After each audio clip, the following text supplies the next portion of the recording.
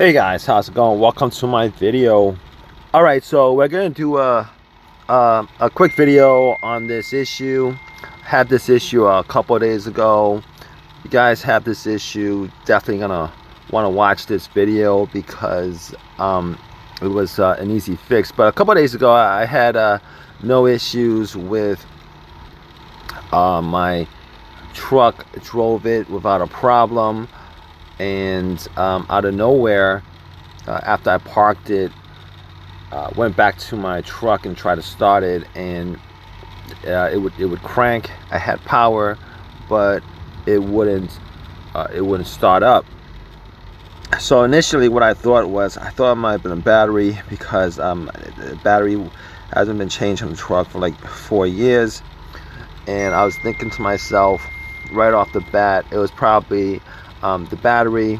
I went back to the Home Depot, got a battery, popped it in, and to be honest with you, I was gonna get a battery anyway, because battery was 4 years old, and regardless of what it was, I might as well just check that off the list.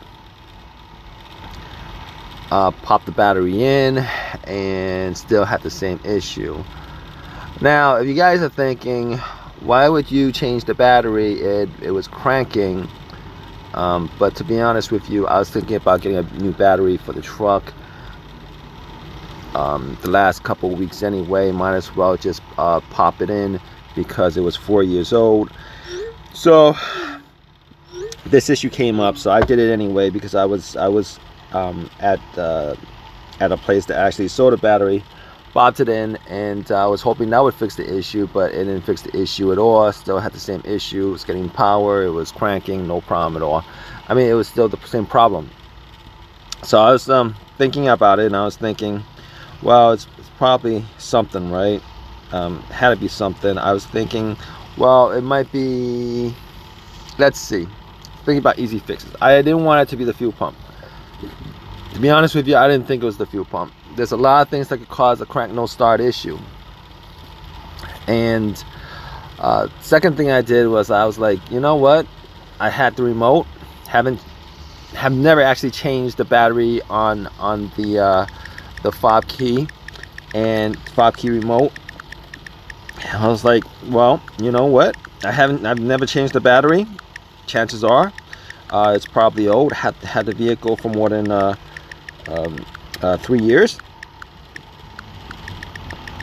Actually, no. I had the vehicle for, yeah. And I was thinking to myself, might as well change out the remote, right? It's like $5, $6, or whatever. So I changed out the remote and was hoping that would fix the issue, but nope, still had the same situation. Crank no start.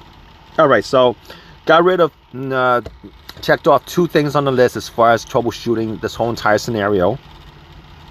Was gonna get a battery anyway, so got a new battery for it.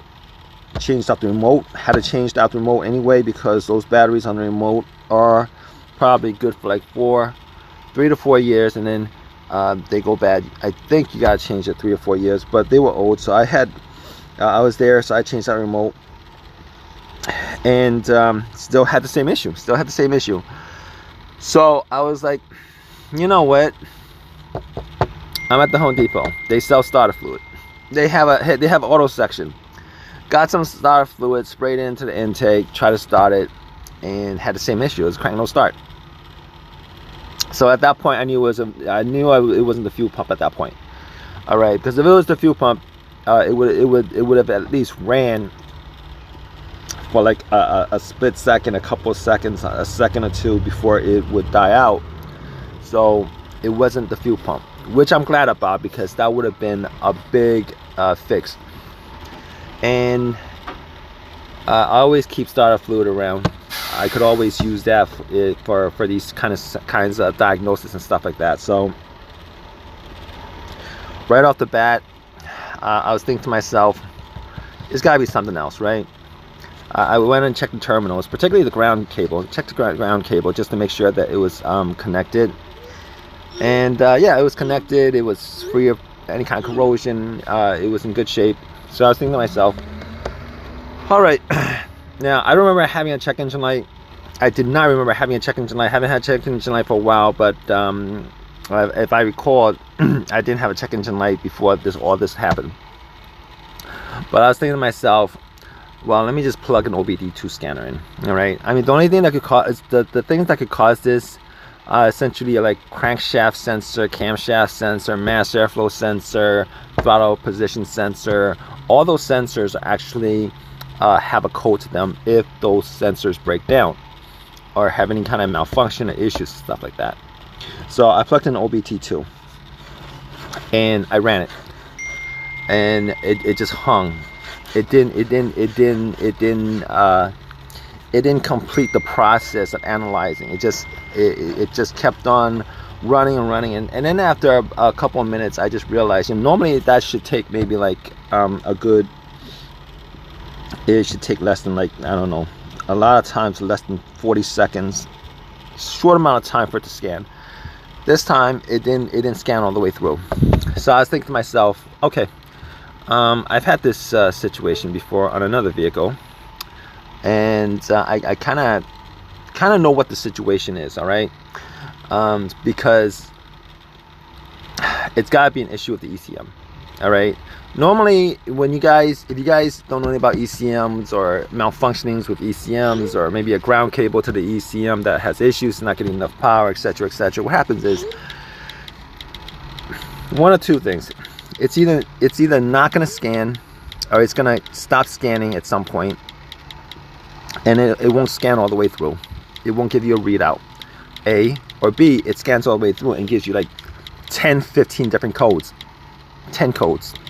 And all those codes have like nothing to do with each other at all, and none of those codes probably have anything to do with the crank no start issue.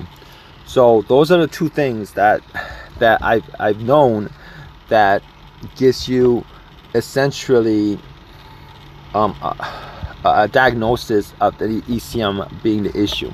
All right, most of the time it's a crank no start, and then not only as a crank no start, but once you plug in the OBD2 scanner, it'll just hang, or it'll give you like 10-12 different codes with issues. With that it'll give you 10-12 different codes, but those aren't the cause of the issue, and the codes are bogus because the ECM's not having issues reading those sensors. So I was thinking it's gotta be a fuse. It's gotta be a fuse, right? I was looking at the fuses. And I was like, I looked at the fuse box. And looked at the description of the fuses on the cover, and came across the ECM fuse.